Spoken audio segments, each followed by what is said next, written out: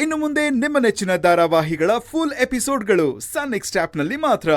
ಹಾವ್ ಯಾವುದು ಹೂ ಯಾವುದು ಅಂತ ನಾನು ಅವ್ರಿಗೆ ಅರ್ಥ ಮಾಡಿಸ್ತೀನಿ. ನೀನು ತಲೆ ಕೆಡಿಸ್ಕೋಬಾರ್ದು ತಂಗ್ಯವ. ಆ ವಿಷಯದ ಹಾವಿನ ಹಲ್ಲು ಹೆಂಗೆ ಕಿತ್ತು ಹಾಕ್ಬೇಕು ಅನ್ನೋದು ನನಗೆ ಗೊತ್ತೈತಿ. ಡಬ್ಬ್ಯಾಗ ಹೆಂಗೆ ಮುಚ್ಚಿಡ್ಬೇಕು ಅನ್ನೋದು ನನಗೆ ಗೊತ್ತೈತಿ. ನೀನು ಹೊಂಡು.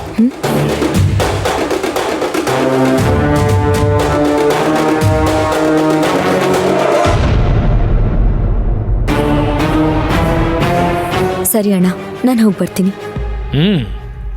ಮುಂದಿಂದ ನಾನು ನೋಡ್ಕೊತೀನಿ.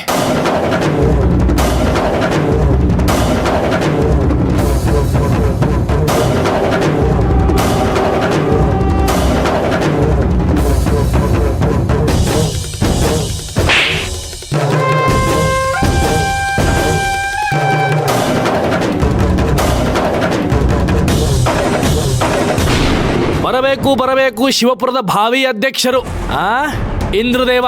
ಏನ್ ಸರ್ ಎಲೆಕ್ಷನ್ ನಿಂತಿರಂತಲ್ರಿ? ಬರ್ರಿ ಕೂಡ್ರಿ. ಸಾಹೇಬ್ರಿಗೊಂದು ಕಾಫಿ ಹೇಳ. ಇಷ್ಟೊಂದು ಮರ್ಯಾದೆ ಬೇಕಾಗಿಲ್ಲ ಸರ್, ನಾನು ಇನ್ನೂ ಅಧ್ಯಕ್ಷ ಆಗಿಲ್ಲ. ನೀ ಆಗಂಗೂ ಇಲ್ಲ.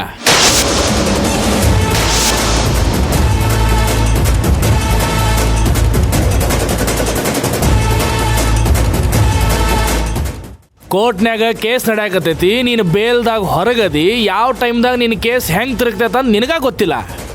ಯಾವ ಧೈರ್ಯದ ಮೇಲೆ ನೀನು ಎಲೆಕ್ಷನ್ ನಿಂದ್ರಾಕತ್ತೀವೋ ನೋಡಿ ಸರ್. ಮುಚ್ಚ ಬಾಯಿ. ಏನು ನೋಡೋದೆ? ನಿನ್ನ ಸ್ವಂತ ಭಾವನ್ನ ಕೊಲ್ಲಾಕ ಪ್ರಯತ್ನ ಪಟ್ಟ ಹಾಪ್ ನನ್ನ ಮಗ ನೀನು. ಅಲೋ, ನಿನಗೇನು ಯೋಗ್ಯತೆ ಐತೆ ಅಂತ ಹೇಳಿ ನೀನು ಎಲೆಕ್ಷನ್ ನಿಂದ್ರಾಕ ಹೊಂಟಿ? ಅದು ಹಾಳಾಗೋಗ್ಲಿ. ನೀನು ಊರಿನವ್ರಿಗೆ ಏನೋ ಭಾಳ ದೊಡ್ಡ ಉಪಕಾರ ಮಾಡಿ ಅಂತ ಹೇಳಿ ಅವ್ರು ನಿನ್ನ ಗೆಲ್ಲಿಸ್ತಾರಂತನೇ ಇಟ್ಕೊಳ್ಳೋಣಂತೆ. ನೀನು ಅಧ್ಯಕ್ಷನ ಪಟ್ಟಕ್ಕೆ ಇರೋಕ್ಕೂ ಮೊದಲು ನಾನು ನಿನಗೆ ಖೈದಿ ಪಟ್ಟ ಕೊಡೋದಂತೂ ಗ್ಯಾರಂಟಿ.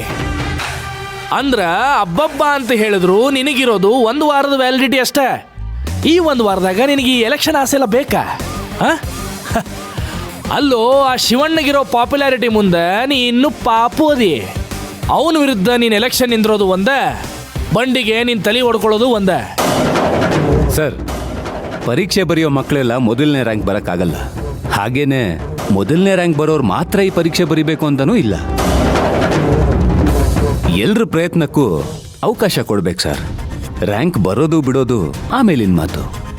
ಬಾ, ರಾಜಕಾರಣಕ್ಕೆ ಬೇಕಾಗಿರೋ ಎಲ್ಲ ಮಾತುಗಾರಿಕೆ ಮೊದಲ ಕಲಿತ್ಬಿಟ್ಟೆ.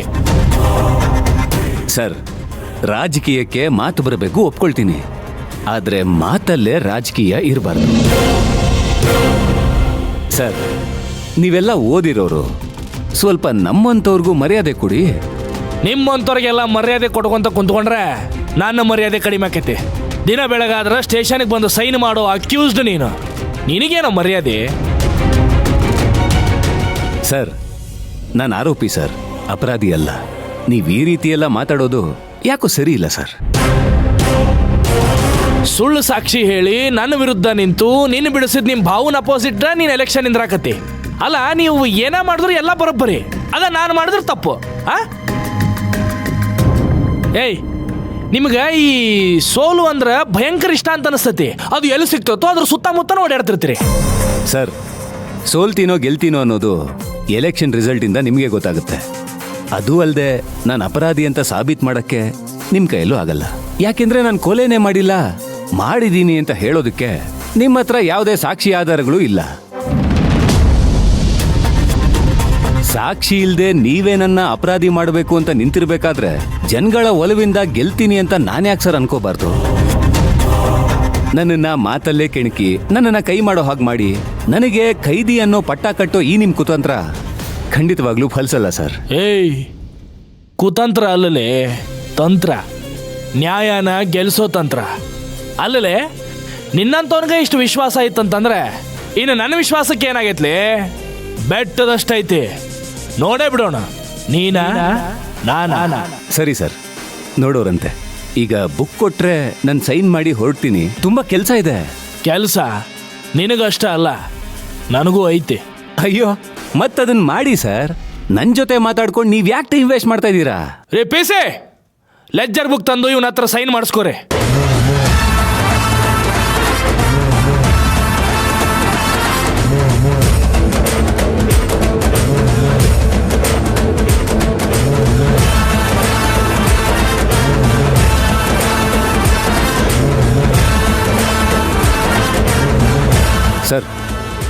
ನಾನಿನ್ ಬರ್ತೀನಿ.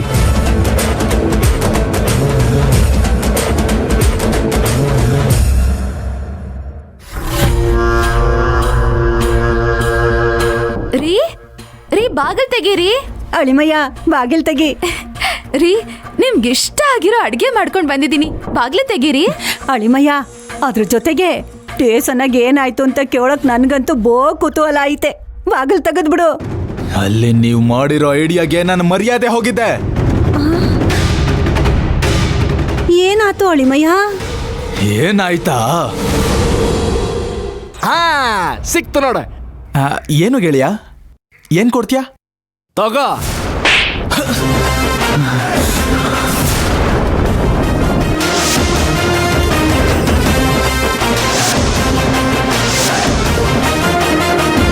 ಮರ್ಯಾದೆಯಿಂದ ಕ್ಷಮೆ ಕೇಳಿ ಹೋಗ್ತಿರ್ಬೇಕು, ಇಲ್ಲ ಅಂತಂದ್ರ ಲಾಟಿ ತುರುಕಿ ಬೋಟಿ ಎತ್ಬಿಡ್ತೀನಿ ಮಗನ. Sorry sir.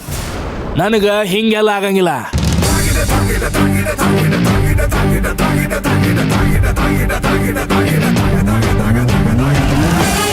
ಕಾಲಿ ಬಿದ್ದು ಕ್ಷಮೆ ಕೇಳ.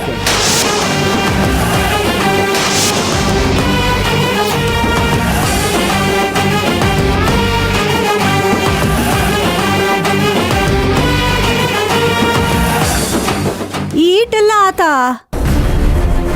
ಈಟೆಲ್ಲ ಆದ್ಮ್ಯಾಕೆ ಬಾಗ್ಲ ಹಾಕೊಂಡ್ ಕೂತ್ಕೊಂಬದ್ರಾಗೆ ತಪ್ಪೇನು ಇಲ್ಲ ಬಿಡು. ಅಮ್ಮ ರೀ ನೀವು ಬಾಗ್ಲು ತೆಗೀರಿ. ಇಷ್ಟಕ್ಕೆಲ್ಲ ಯಾಕ್ರಿ ಡೋರ್ ಲಾಕ್ ಮಾಡ್ಕೊಂಡು ಕೂತಿದ್ದೀರಾ? ನಾನು ಬಾಗ್ಲು ತೆಗಿಯಲ್ಲ, ಸುಮ್ಮನೆ ಹೊರಟೋಗಿ. ಅಳಿಮಯ್ಯ ಅವಮಾನ ಆತು ಅಂತ ಏನಾರ ಅನಾಹುತ ಮಾಡ್ಕೊಂಬಿಟ್ಟಿಯಾ? ನನ್ನ ಮಗಳಿಗೆ ನೀನಿರೋನು ಒಬ್ನೇ ಗಂಡ. ದಮ್ಮಯ್ಯ ಅಂತೀನಿ, ಬೀರ್ನೆ ಬಾಗಿಲ್ ತೆಗಿ ಅಳಿಮಯ್ಯ. ನನ್ನ ಮಗಳು ನಿನಗೋಸ್ಕರ ಆರದು ಈಜದು ಓಡೋದು ಎಲ್ಲದನ್ನು ಹಿಡ್ದು ಬಡ್ದು ಬಾಡೂಟ ಮಾಡ್ಕೊಂಬಂದವಳೆ. ನೀನ್ ತೆಗಿಲಿಲ್ಲ ಅಂದ್ರೆ ಅದೆಲ್ಲ ತಣ್ಣಗಾಗೋಯ್ತದೆ. ಬಿಸಿ ಬಿಸಿ ಇರುವಾಗ್ಲೇ ಬಾರಿಸ್ಬಿಡುವಂತೆ. ಬಾಗಿಲ್ ತೆಗಿ ಅಳಿಮಯ್ಯ. ಇಲ್ಲ ಅತ್ತೆ, ನಾನು ಬಾಗ್ಲು ತೆಗಿಯಲ್ಲ. ನನಗಾಗಿರೋ ಅವಮಾನ ಕೂಡ ಇನ್ನೂ ಬಿಸಿಯಾಗೇ ಇದೆ. ಅದಾರೋ ತನಕ ನಾನು ಯಾರಿಗೂ ಮುಖ ತೋರ್ಸಲ್ಲ. ಇಲ್ಲಿಂದ ಹೊರಟೋಗಿ. ಹಂಗಲ್ಲಪ್ಪ, ಹೊರಟೋಗಿ ಅಂದೆ. ಛೇ, ಆ ಹಾಳದ ಇನ್ಸ್ಪೆಕ್ಟರ್ ಇಂದಾನೆ ಇದೆಲ್ಲ. ಕೆನ್ನೆಗೆ ಹೊಡೆದಿದ್ದು ಅಲ್ದೆ ಎಲ್ರೂ ಮುಂದೆ ಕಾಲ್ಗೂ ಬೀಳಿಸ್ಕೊಂಡು ಕಳ್ಸಿದ್ದಾನೆ. ಇಷ್ಟಕ್ಕೆಲ್ಲ ನೀನು ಕಾರಣನೇ ಅಮ್ಮ. ಆ ನಾನೇನೇ ಮಾಡ್ದೆ? ಆ ಇನ್ಸ್ಪೆಕ್ಟರ್ಗೆ ಹೇಳ್ಕೊಟ್ಟ ಕಳಿಸ್ದೆ. ಅವ್ರಿಗೆ ಹೇಳಿಲ್ಲ, ಆದ್ರೆ ಇವ್ರಿಗೆ ಹೇಳಿದ್ಯಲ್ಲ. ನಿನ್ ಕಿತ್ತೋದ್ ಐಡಿಯಾ ಇಂದಾನೆ ಇಷ್ಟೆಲ್ಲ ಆಗಿದ್ದು. ನಾನೇನೋ ಒಳ್ಳೇದಾಗ್ಲಿ ಅಂತ ಉಪಾಯ ಹೇಳ್ಕೊಟ್ಟೆ. ಅದು ಇಷ್ಟಕ್ಕೆಲ್ಲ ಅಡಿಪಾಯ ಆಯ್ತದೆ ಅಂತ ನನಗೇನೆ ಗೊತ್ತಿತ್ತು. ಗೊತ್ತಿಲ್ಲ ಅಂದ್ಮೇಲೆ ಏನು ಹೇಳಕ್ ಹೋಗ್ಬಾರ್ದು. ಇನ್ಮೇಲೆ ಎಲ್ಲ ಪ್ಲಾನ್ಸು ಅವರೇ ಮಾಡ್ತಾರೆ. ಬರೀ ಅವ್ರು ಹೇಳ್ದಂಗೆ ಕೇಳ್ಕೊಂಡಿರೋಣ ಸಾಕು. ನಿಂಗೆ ಅವ್ರು ಹೇಳಿದ್ ನೆನ್ಪಿದೆ ಅಲ್ವಾ? ಮನೇಲಿ ಟೈಮ್ ಸಿಗ್ದಾಗೆಲ್ಲ ಇಂದ್ರ ತುಳಸಿ ಮಧ್ಯೆ ಹುಳಿ ಹಿಂಡ್ತಾನೆ ಇರ್ಬೇಕು. ಆ ಶಿವಣ್ಣ, ಇಂದ್ರ, ಇನ್ಸ್ಪೆಕ್ಟರ್ ಈ 3 ಜನದ ಕತೆನ ಅವ್ರು ನೋಡ್ಕೋತಾರೆ. ಈಟ್ ದಿನಾನು ಅದನ್ನೇ ತಾನೇ ಮಾಡ್ಕೊಂಡ್ ಬಂದಿರೋದು. ಅದ್ ಸರಿ, ಇವಾಗ ಈ ಊಟನೆಲ್ಲ ಏನ್ ಮಾಡೋದೆ? ಇನ್ನೇನ್ ಮಾಡೋದು, ಎಲ್ಲ ಬಾಗ್ಲಲ್ಲಿ ಇಟ್ಟು ಹೋಗೋಣ, ಆಮೇಲೆ ಅವ್ರು ತಗೋತಾರೆ. ರೀ, ಊಟದ ಬ್ಯಾಗ್ನ ಇಲ್ಲೇ ಡೋರ್ ಹತ್ರ ಇಟ್ಟು ಹೋಗ್ತೀನಿ. ತಗೊಂಡು ಊಟ ಮಾಡ್ರಿ, ಹಸ್ಕೊಂಡಿರ್ಬೇಡ್ರಿ. ಹೋಗಿ ಅಂದೆ. ನಡಿಯೇ, ಅವನ್ ಧ್ವನಿ ಕೇಳ್ತಿದ್ರೆ ಹೊರಗ್ ಬಂದು ನಮ್ಮನ್ ಸಾಯಿಸ್ಬಿಡ್ತಾನೆ ಅನ್ನಿಸ್ತದೆ. ಅಲ್ಲಿಡು.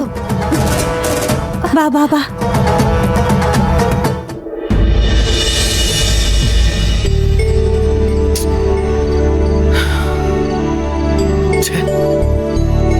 ಇದೇ ಟೈಮಲ್ಲಿ ಹಾಳಾಗ್ಬಿಡ್ತಲ್ಲ.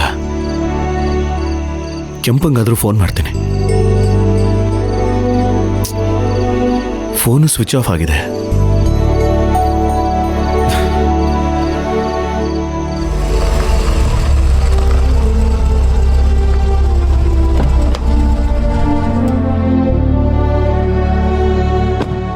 ಓಹೋ, ಶಿವಪುರದ ಶಿವರಾಜ ಇಷ್ಟು ರಾತ್ರಿ ಇಲ್ಲೇನ್ ಮಾಡಕತ್ತೀಪ? ಗಾಡಿ ಹಾಳಾಗ್ಬಿಡ್ತು. ಹಾ, ಫೋನ್ ಮಾಡೋಣ ಅಂದ್ರೆ ಫೋನ್ ಆಫ್ ಆಗಿದೆ. ಅದಕ್ಕೆ ಯಾರಾದ್ರೂ ಬರ್ಲಿ ಅಂತ ಕಾಯ್ತಾ ಇದ್ದೆ. ನಾವು ಬಂದೇವಲ್ಲ, ಬರ್ರಿ, ನಾವ ಬಿಡ್ತೀವಿ. ಪರವಾಗಿಲ್ಲ ಸರ್.